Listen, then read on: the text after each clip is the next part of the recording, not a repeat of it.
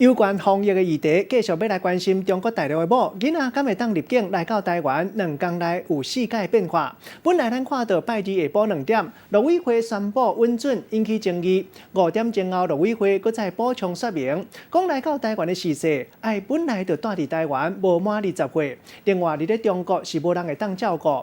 半暝时，陆委会搁再发新闻稿加条件，讲逝世父母拢爱伫咧台湾。落尾，咱的中央流行疫情指挥中心直接宣布讲退回这项政策。指挥官陈时中讲，考虑到咱的防疫能力，一定爱甲台湾人放伫头前来优先。陈时中讲，中国大陆某因的囡仔出世的时会当选国籍，当初是规划大饼无选台湾，即马都爱家己承担后果。好，相关的陆配没有选择到台湾的国籍，就必须要自己做安排。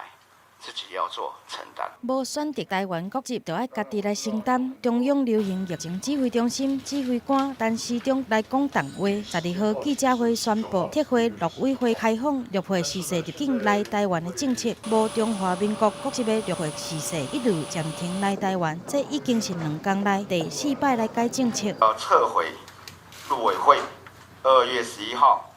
公布所有相关陆配子女回台入境管制措施。原本11号下晡2点，陆委会宣布准陆配逝世来台湾，但必须伫咧出来检疫14天，煞互外界认为是开放中国亲人来台湾探亲，引起争议。续落来暗时7点，陆委会搁再来解说，开放的对象是原本就住伫咧台湾的陆配逝世，而且必须是未满20岁未成年人，伫中国嘛无亲人会当照顾。不过，就伫咧会后半暝时阵，陆委会搁再来发布新闻稿补充，讲陆配逝世的父母拢爱伫咧台湾。这项政策一天变3回，就算条件变较严格，外界也是烦恼会造成防疫的破口。让一天，中央流行疫情指挥中心就直接宣布撤回这项政策。